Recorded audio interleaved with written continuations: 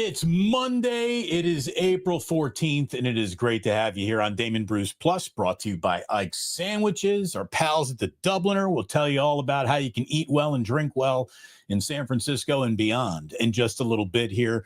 We just did a huge wake up with Larry. If you need anything on the Niners, the upcoming draft, it's all there for you on another video. Here we are starting with the problem that is the Golden State Warriors. And yeah, there's a little bit of a problem. I mean, the Warriors could not afford to go 0-2 in their final two home games, and guess what they did? They effed around against the San Antonio Spurs, and then they found out against the LA Clippers. What in God's name was that? You know, a lot of people kind of walked away from that game Sunday saying, well, wait, man, went to overtime, really good game. This is what happened. No, you can't put yourself in position to have such a good post-Jimmy Butler existence only to find yourself spitting the bit at home to go to the NBA play-in tournament. Like, what are you guys, serious? Yeah, they seriously did that. And when they did that against the Clippers, again, the Clippers is at least, I can wrap my mind around that. You lose at home to a really good Clipper team that's trying to sharpen its blade, and this is the best Kawhi's looked in months, and blah, blah, blah, blah, blah. Kawhi's a monster. And we can talk about Kuminga's lack of minutes, and we will in just a second, but it's not that sunk the Warriors. It was they couldn't stop Kawhi. They couldn't. They got everything he wanted all night long. Couldn't stop him. Could not stop that guy. So, like, what are you going to do? What are you going to do as Curry and Butler are combining for 66 points? That'll probably get you through it, right? No, didn't do it. And I'll tell you, you get free basketball from the Golden State Warriors that could come at an incredible cost. Because here's the thing, too. I don't want to hear another word about NBA officials rigging games for ratings. Because if there were ever a game to be rigged for ratings, it was the way that Warriors and Clippers ended Sunday. If the officials were going to help the NBA through ratings eyeballs, they would have gone far out of their way to set up Warriors, Lakers, round one, both teams rested, and that has been taken from us by the Warriors, who lose to the San Antonio Spurs without Victor Wembanyama, De'Aaron Fox, or Greg Popovich even in the building. Unacceptable. Just unacceptable. Awful. Awful. Again, instead of a round one against the Lakers, which is, you know, I'm telling you, if we're really going to get something like an Oklahoma City Thunder, Cleveland Cavalier NBA final, Warriors Lakers first round would have gotten a better ratings than the NBA finals. I cannot believe they have played themselves into this situation. There is no team in this league that goes out of its own way to make the climb uphill harder. Hey, should we throw down a ladder? No, don't do that. Should we put them little grippy things that you get on rock walls to help you guys up here? Nah, don't do that. Well, there's an elevator on the other side. You guys just want to walk around and take the elevator? No, that would be way too easy. We're going to have Curry and Butler playing great, and then in the biggest moments of the game, watch Steph Curry turn the ball over in possessions where they're not even getting a fucking shot up. I mean, come on, man. No Jonathan Kuminga. And look, I understand that today, the lion's share of complaints, the lion's share of criticism and objections on Twitter and talk radio, I'm sure, and the conversation we'll have Wednesday with Cyrus. I know for a fact, right? I absolutely know for a fact that everybody is saying, well, you didn't play Kaminga. And that's why, look, the ball stops with Kaminga. And I will also say that Kaminga should run out of the Golden State Warriors immediately. The fact that they haven't figured it out and he hasn't figured it out, and they're using the last most important game of the year to make the statement of he can't play anymore and he's getting benched. You know, that ain't good. It's not good at all. What a weird, odd, made even more uncomfortable situation from the Warriors through their own choices. Like, do you really think that Jonathan Kuminga is going to be able to turn around and refocus after in the biggest game of the year he got benched? Now, the pro should be able to do that. But, man, he's still a kid. He's still raw as hell. And 4 years into a kid who's raw as hell means he's not a very good Golden State Warrior for the way that they play, which means they should have been able to evaluate that long before yesterday. Why didn't they get a move on Kaminga this trade deadline? How is he on the team yet not playing? When you could have not played him because he was traded and at least you got a playable asset back for that. There's a lot to like about the Warriors. The whole Jonathan Kuminga relationship really isn't one of them. It's weird. It's weird. The Warriors, though, did not lose that game because Jonathan Kuminga didn't play. They lost that game because they could not stop Kawhi Leonard and they could not stop James Harden's beard from getting to the free throw line. James Harden's beard should get its own bust in the Hall of Fame. Separate of his face, James Harden's beard is like the sixth player on the court for whoever James Harden is playing for at all times. And this sixth player is the single greatest player at getting to the free throw line in NBA history. All James Harden does is throw his head up, that beard of his starts pointing towards the North Star, and there must have been a foul. Even though there wasn't, even though nobody breathed on him, Harden does this. If I'm Steph Curry, this offseason, I'm growing a ZZ Top level beard. Steph Curry should have a beard down to his knees. Because that beard gets to the free throw line more than Steph does.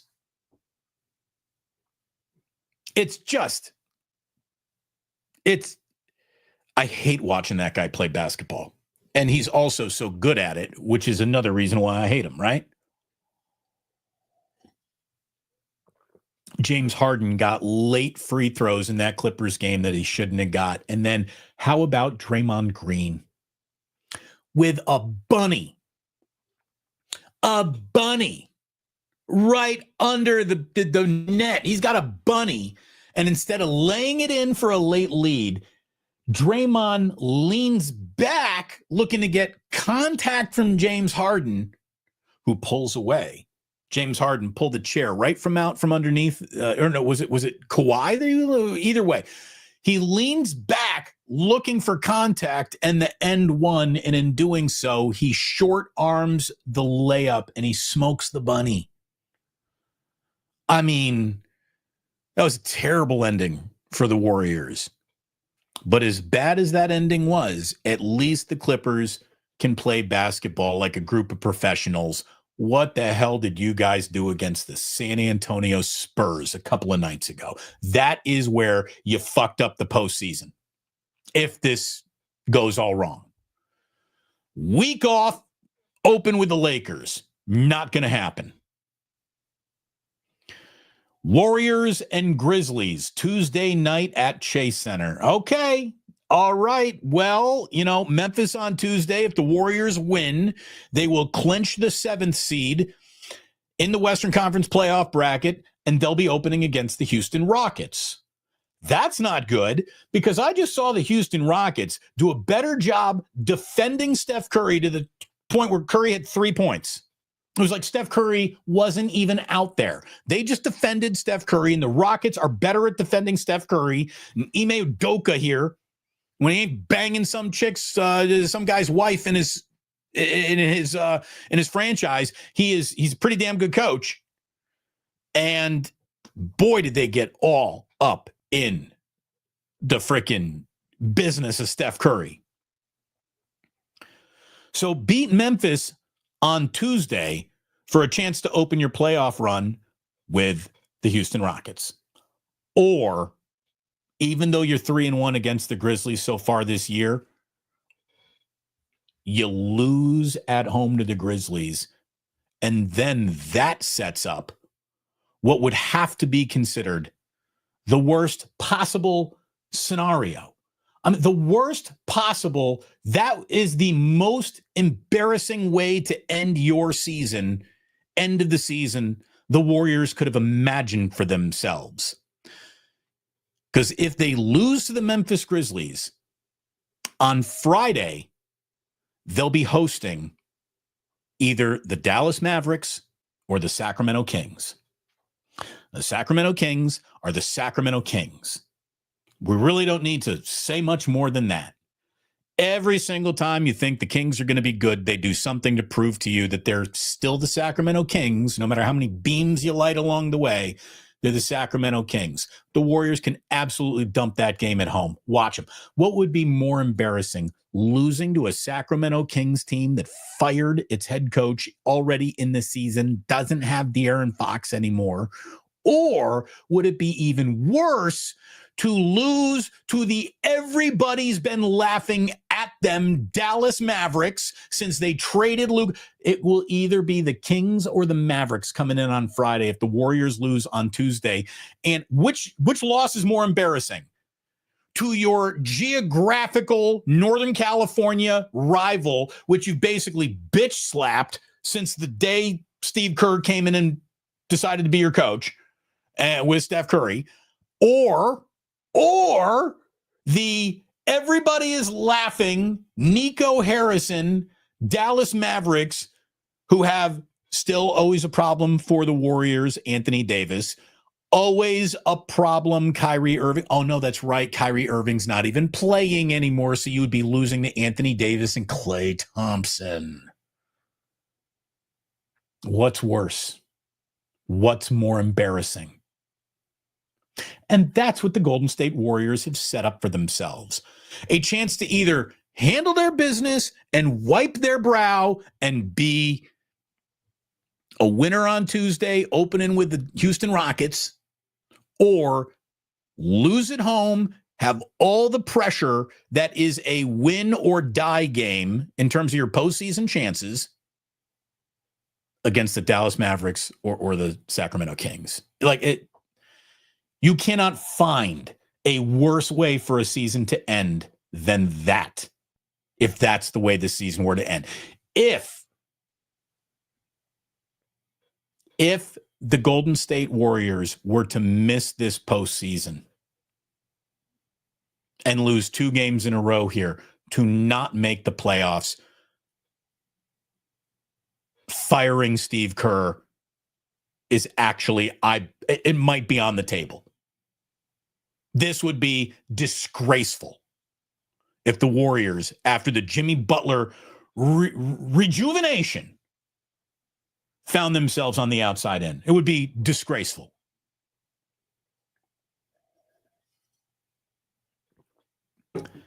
So let me tell you what we're going to do this week. We're going to do something that we have not been able to do because we did not have the technology to do it. But I've got a couple of friends who have come up with something. And on Wednesday night at 9:00 with a producer who will be helping me on the show, we will be taking your calls. To get in line for a call, we will be taking tickets. You can reserve your spot. The tickets are free, but you can reserve your spot to call in to a Wednesday night call-in show that is a Warrior playoff preview. It better damn well be a Warrior playoff preview, not a here come the Mavericks or the freaking Kings preview because they lost to the Memphis Grizzlies. But we're going to do an interactive live stream, and you can be a guest the good old-fashioned way by giving us a call, and that will be happening on Tuesday, April 15th at 9:00. Tuesday, April 5th. No, excuse me. Wednesday, April 5th. We got this graphic is wrong. Let me take that down. We need the revamped graphic. It's going to be Wednesday that we will be doing it. Sorry, I showed the wrong graphic. I loaded the wrong thing. Again, I need a producer. A producer will be helping us. You can, the one piece of information in here that is correct, though, is you can go to showus.tv to sign up free to join that show on Wednesday night. Showus.tv to start reserving your place in line, your ticket, if you will. So we'll be talking more about that tomorrow, more about that on Wednesday's show, as well as we set up for what should be a fun Wednesday night call-in show. Meanwhile, I can't believe the Warriors have backed themselves into this corner. And as someone who will tell you that they can absolutely survive a game at home against the Memphis Grizzlies, and yeah, you should be able to beat the Houston Rockets just based on what you got and who you are, and wisdom does have a better chance of competing with age in the postseason. Maybe it does even in the regular season, because everything gets harder in the postseason. The Warriors, whatever they get from here, success included, not just failure. This isn't a just shame on you failure. Whatever success that they have from this point on, or whatever failure defines them from this point on, they will deserve everything that they're getting because they did it to themselves. They did it to themselves. They put themselves in this position. The San Antonio Spurs did not beat the Golden State Warriors. The Warriors lost to the Spurs. How many other, you know what, that game's not going to matter at the end of the year. Don't worry about letting that one off the stick tonight. Don't worry about not closing out that. You were up 15 with, 10 to play, and you still lost it. Losses throughout the regular season. All the stuff that you said, don't worry about it. Yeah, worry about it. I cannot believe they are in the play-in with the way that they had been cooking since the Jimmy Butler trade. Whatever they get, they deserve. They freaking deserve it. And I don't care how much he might stop the ball. I don't care how much he might not fit on the court with Draymond and Jimmy or whatever Steve has to say. Jonathan Kuminga does not deserve to be benched, forgotten, gone, out of the picture. Got nothing to do to help us win. That's ridiculous as well. Jonathan Kuminga is far from perfect, but can't play coach DNP in the biggest fucking game of the year? That's a little weird.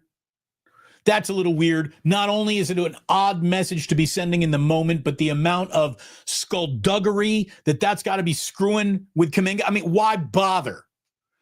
Why would you rob a young player who is all about being emotionally locked in to be valuable? Why would you rob him of his confidence at the end of the year? I just do not get that. I don't get it. Seems a little, even if it was penny wise, it's pounds foolish. So I can't believe the Warriors are in this situation. And now they deserve whatever they get. Success or failure, whatever they get from here on out, they will have earned it, or they will have earned not getting it. I mean, seriously, they piss me off. They piss me off at the end. Here's the thing. It was all about good vibes. Everyone is happy. Everyone's starting to feel good. Everyone really likes Jimmy. Draymond's great. Blah, blah, blah. Defensive player of the year. Blah, blah, blah, blah, blah, blah, blah, blah, blah, blah. Feels like all that's come to a screeching halt right before the playoffs start, right? Fuck.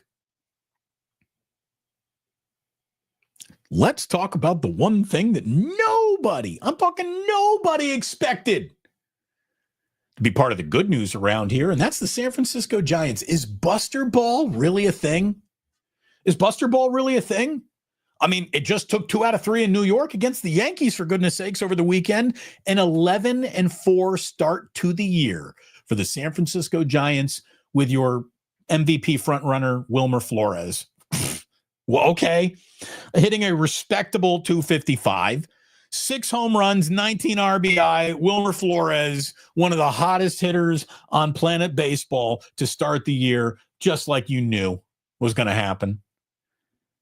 Got a good game as a road trip moves to Philadelphia. Got Landon Roop against Tawan Walker, the first of a 4-game series against a pretty damn good Phillies team who's 9-6 to start the year, 5-1 at home. So Giants are going into a tough place to win baseball games in Philadelphia. We'll see what happens. Jung-Hoo Lee playing fantastic baseball.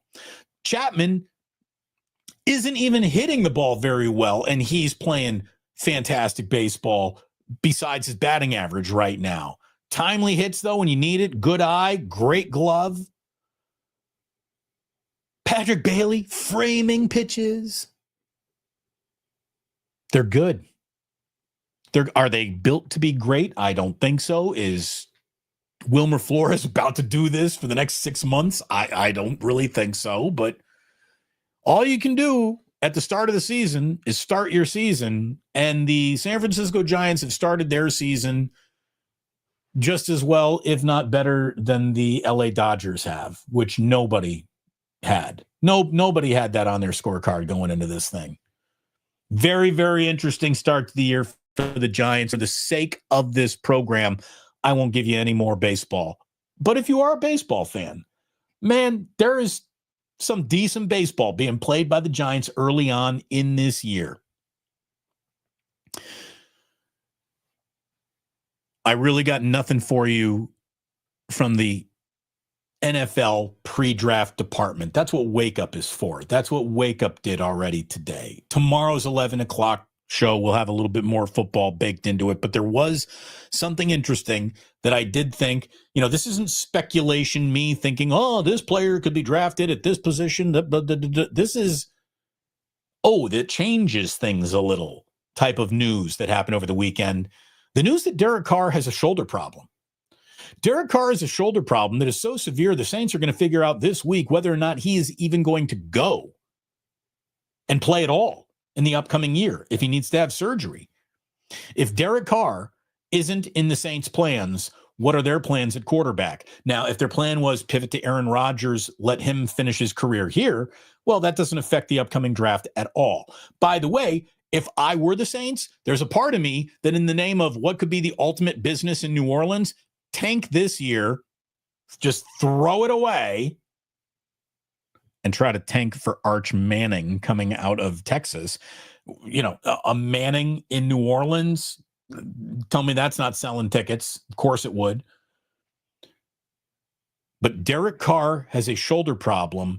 That means the Saints, who are picking 9th, are probably scrambling now to evaluate quarterbacks in a way that they weren't evaluating quarterbacks in this draft because they might need one.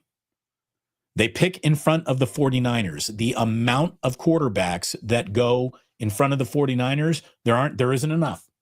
You want as many quarterbacks to go 1 through 10 with the Niners picking 11 as humanly possible. So this feels like possibly one more quarterback could go. So that is news that could affect draft strategy. Interesting, to say the least.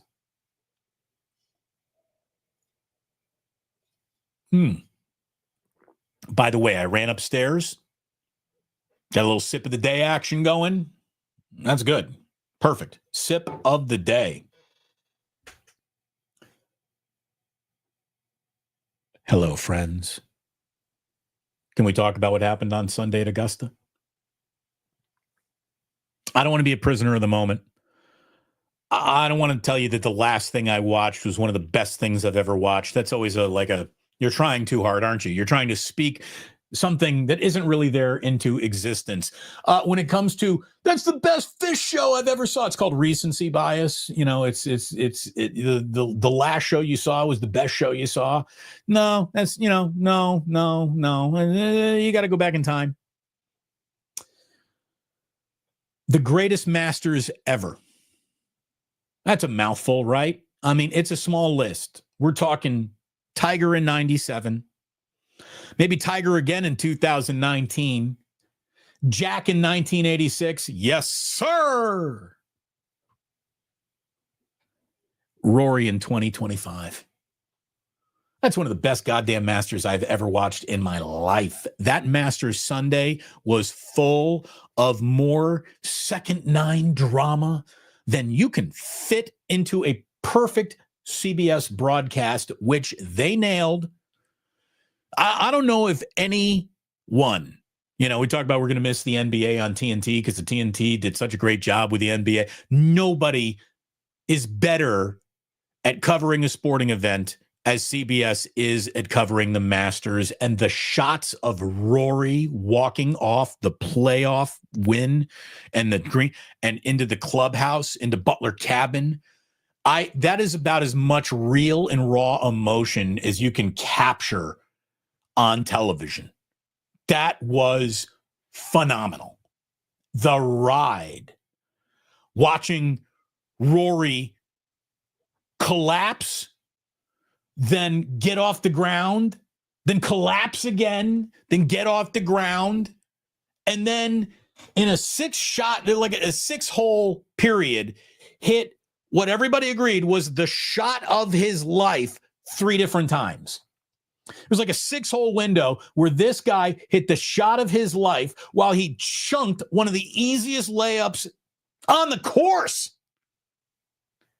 Like the CBS crew couldn't believe it when he went in the creek there. I mean, Rory did everything he could to not win that Masters, and he still won the Masters. It's like a person. Look, it's never a good time to joke about driving drunk, but it's like, hey, you got behind the wheel of the car drunk, but you made it home. You made it home. Now you hit 30 parked cars on the way home, but you made it to your driveway. Rory hit every single parked car on his own block as he was trying to get home. He got home, though. He did. He got home. And it's historic. It's absolutely historic. Rory McIlroy, just the 6th golfer in history to complete the career Grand Slam. It took the other 5 golfers 3 attempts at most to win that final major when going for a Grand Slam. Rory has been trying to complete a career Grand Slam for the last 11 years at the Masters. 11 years. He finally ticks the incomplete box.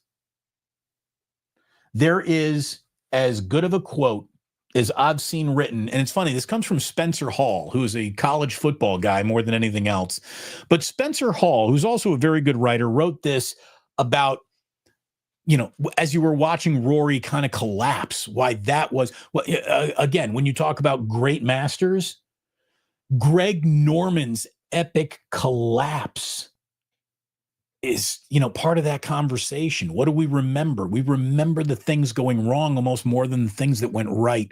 And there is something about a golfer forgetting how to golf for moments that is just, it is truly like compelling television. And Spencer Hall summed it up perfectly. I want to read this to you. This is perfect. I've never seen anything as total and sudden as a golfer unraveling, or anything as genuinely terrifying, because there is no floor, no safety net, no limit to how far a golfer can fall into the pit of their own mind. That's really the root of the terror right there. Watching someone drown on dry land in the crushing abyss of their own malfunctioning brain. From club selection to doubting yourself, to technique eroding, to second guessing everything, to not having the touch anymore, to letting your body betray. I mean, there are a billion things that can go wrong. And it feels like you don't know where it's all going to come from. But I'm seriously, anything is genuinely terrifying because there is no floor, no safety net, no limit to how far a golfer can fall into the pit of their own mind. Mind games in sports are so often just looked at, how are you playing your opponent? That's the mind game. In golf, it's obviously you're in your own mind. You're playing mind games with yourself. Unbelievable masters. Unbelievable masters. And look, from a history standpoint, here you go. If something has only happened twice in the last 50 years, it is A, rare, and B, hard to do. Tiger Woods and Rory McIlroy might be the Rory McIlroy might be the sixth golfer to ever now win a career Grand Slam, but he and Tiger are the only two human beings to do it in the last 50 years. In the last 50 years, only Tiger Woods and Rory are the golfers with career Grand Slams. It's one of the greatest Masters ever. And if you'd like one more piece of evidence at how great that was, against Rory and Bryson and DeChambeau, he's in his own mind quickly and couldn't get out of it. And that's why he wasn't on the leaderboard really on Sunday. The big billing of what you thought you were going to get turned into something a little bit different. What an incredible amount of class Justin Rose had in defeat, in playoff defeat. What a gentleman Justin Rose truly is. And his, I'm sure, gentlemanly ability to lose a Masters in a playoffs on a Sunday where he had been atop the leaderboard, after the first round, after the second round, whatever it was. Justin Rose, this is the single most amazing stat from this past Masters that you haven't even heard about, talked about, discussed, or anything. And here it is. The single most amazing stat from this year's Masters is that Justin Rose had 10 birdies on Sunday and didn't win. 10 birdies on the final round of the Masters, which you had been on top of the leaderboard pretty much the whole way. 10 birdies on a Sunday, you don't win. What a cruel sport. That's brutal. Absolutely brutal. Man.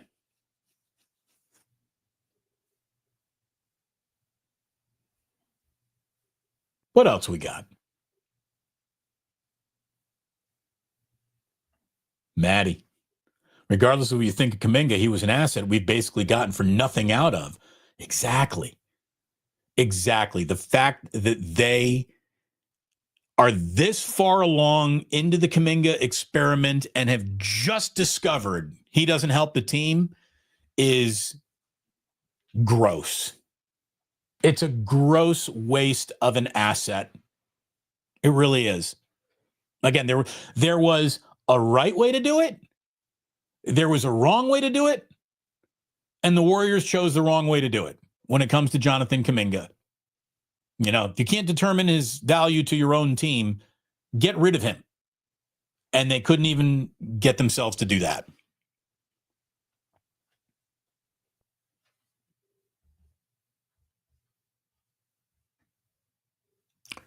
What is this? You a top 10 Rory Glazer? Mike, have you ever heard me do a single segment about Rory McIlroy in my career but for today? I am not glazing anyone. The guy just won the fucking Masters. If there's ever a time to put the glaze on the donut, it's now. He deserves it. He's a great, iconic golfer that shared the stage with Tiger. Tiger obviously brought the performance to places no one's ever seen it before, but Rory was going to be the other guy. And he did it. It was incredible. I mean, I love that aspect of sports. The promise realized. I mean, that's what I tune in for. Watching somebody who we were all told very, very early on, he gonna be special. And he's very, very special. Good for him. Again, that's easily one of the 4 best Masters of my life. I'm not here to talk about all time, but in my lifetime, again, nothing will ever be bigger than Tiger in 97. But this was something else. This was a hell of a golf tournament all the way around. It really, really was. So there it is. I told you I'm never going to waste your time, but I do want to thank you before I let you go today and we dip into a today in history. It has been an unbelievable 28 days for the Blues. We have a staggering amount of growth. And it's because of one viral video that has eclipsed 11 million views. I don't know if this might be it. I think I might have peaked as a content creator. I don't know if I'll ever do anything again in my career that gets 11 million views individually, or maybe then, the next video that does that is already up now, because I would have never predicted this is the video that would have done that. But it did. It's not even a video. It's a short. It's a YouTube short, and it has brought 11 million views and 10,000 subscribers to this channel since we went to 30,000 subscribers, which just happened to be on my 50th birthday. What a nice little gift that was. My 50th birthday present was all of YouTube delivering to me 30,000 subscribers. Today we are at 40.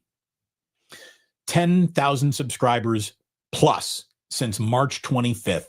Thank you for watching. Thank you for believing in me. Thank you for supporting. Thank you for digging what I'm doing. Spread the word, spread it around, share the videos.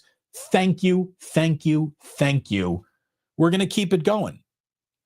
And starting this weekend, we're going to do some content that I would have never thought would have hit the channel. We're going to be doing content from Tokyo. My woman from Tokyo. Can I call Jillian that? Or is she just going to be a woman in Tokyo? She's not from Tokyo. But we're going to Tokyo, baby.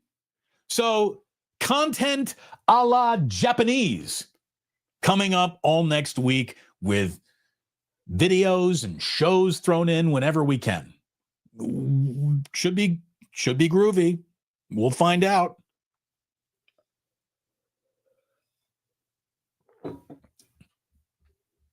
Always phenomenal advice.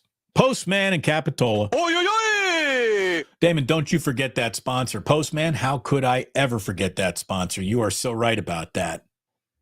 Let me tell you, imagine that shows up in Tokyo. Imagine how popular that would be in Tokyo. You do not have to go to Tokyo. You just got to go to Ike's to get a Damon Bruce. Yeah, you can get a Damon Bruce here on YouTube, but you can't eat it. Eat me, baby. I am steak. I am steak sauce. I am onion rings. I am all that is sandwich. Get yourself to Ike's.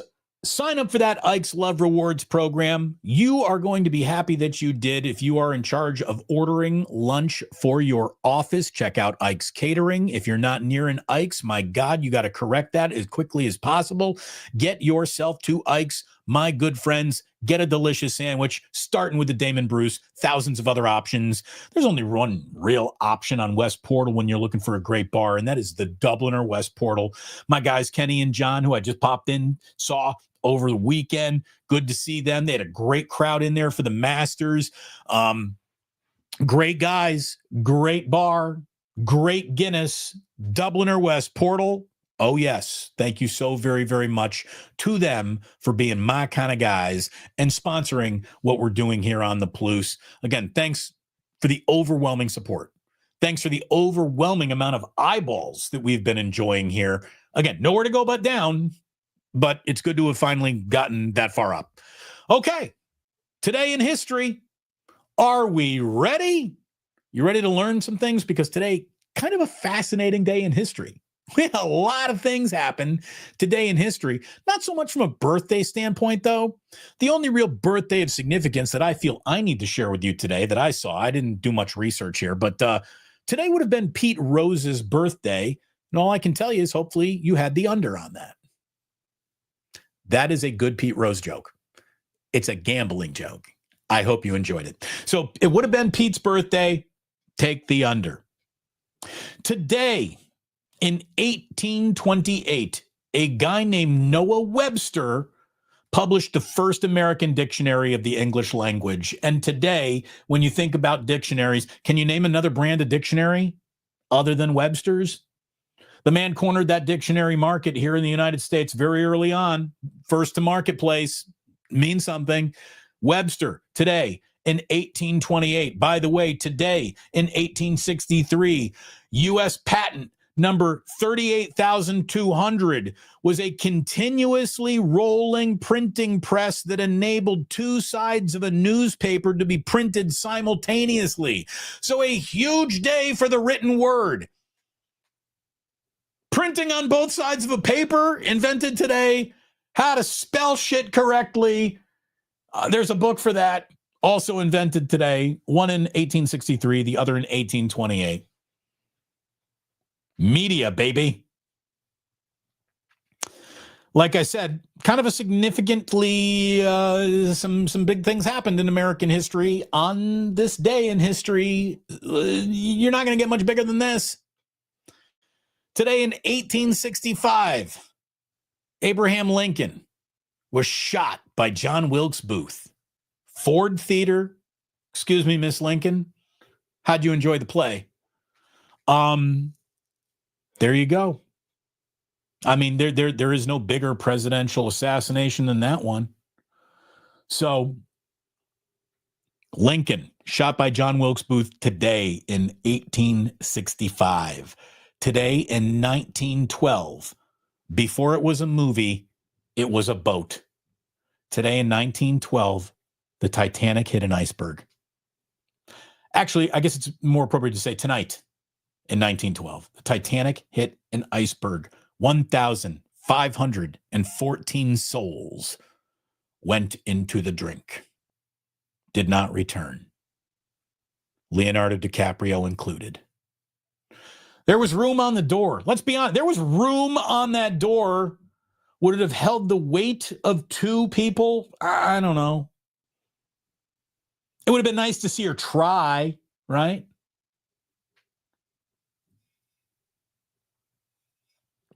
Rose really is the villain of Titanic. It's not Billy Zane. Like, here she is. She's now an old lady. She's on the boat. The guy spent millions of dollars looking for the damn heart of the ocean. She's got it with her the whole time. Instead of turning around and giving this diamond to the guy to pay for the expedition, which he was nice enough to invite her on, she's had stashed on her person the very thing that they were looking for. And at the end of the movie, instead of just turning around and saying, like, thanks for the trip, she throws it into the water. What a bitch. Titanic's a great movie. Sinister character there, that Rose. Today in 1933, a guy named Jack McKay and his wife reported seeing something that they could not quite explain. Now, there had been other reports of something that could not be explained dating back to 565 AD when St. Columbia turned away what he said was a giant beast threatening a man in the Ness River. And today, in 1933, Jack McKay and his wife was one of the first reported modern sightings of the Loch Ness Monster. Nessie, happy birthday. I don't know how long you've been around, Nessie. It's like, aren't there enough good cameras in all of our pockets to have seen this thing by now if it's real? Nessie. We got ourselves Nessie today in 1933.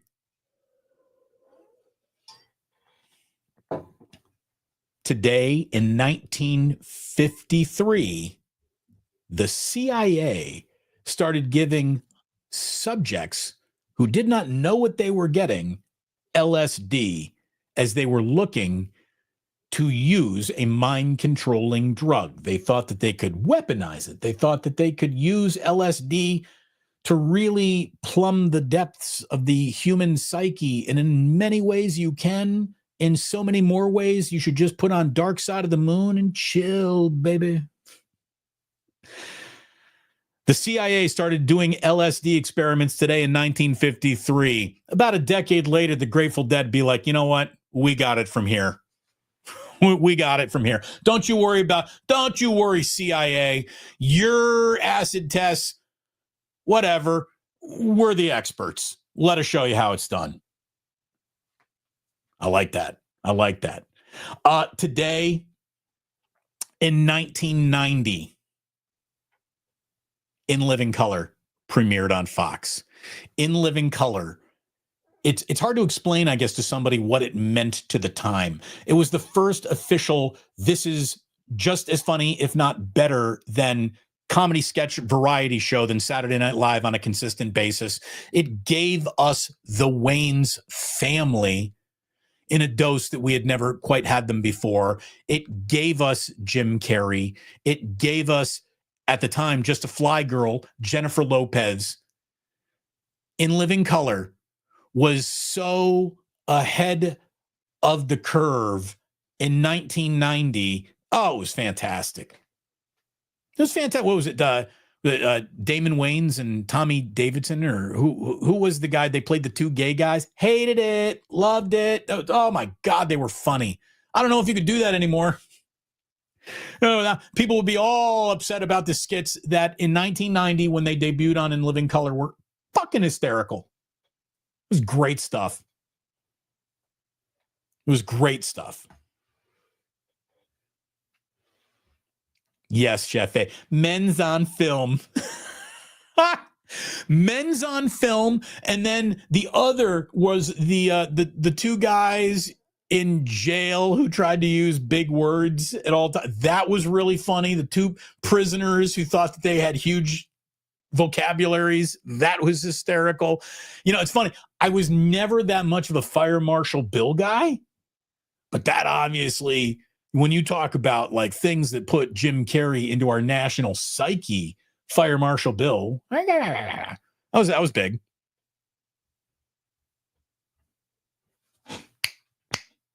Hated it.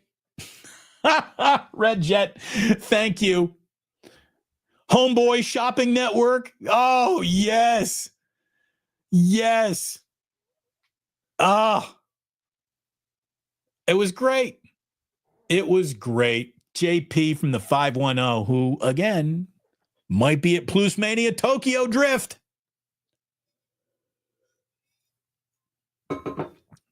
Seriously, anybody going to Tokyo, hit me up on Twitter this week. We'll try to coordinate. We really will. We'll try. No promises, but we will try to coordinate. I heard Tokyo, rather large, but we'll try to get it done.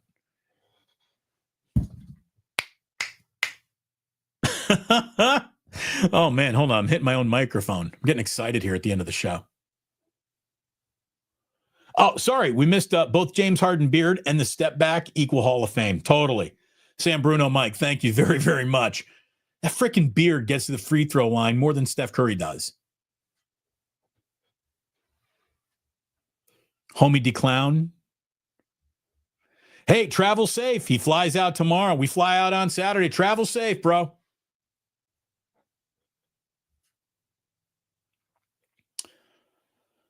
In 1990, In Living Color was a big deal. In 2000, again, I said I wasn't going to involve movies in this, and like for the last 4 or 5 Todays in History, I have. If the movie was important to me, it makes the list. Today in 2000, American Psycho hit theaters. Now, we had been introduced to Christian Bale before, but never quite like that. American Psycho is a wild ride. That is a movie that encapsulates like 80s Wall Street campy, dark comedy. It is something else. You want to talk about a moment in time being framed through the prism of delightful murder play. American Psycho, theaters today.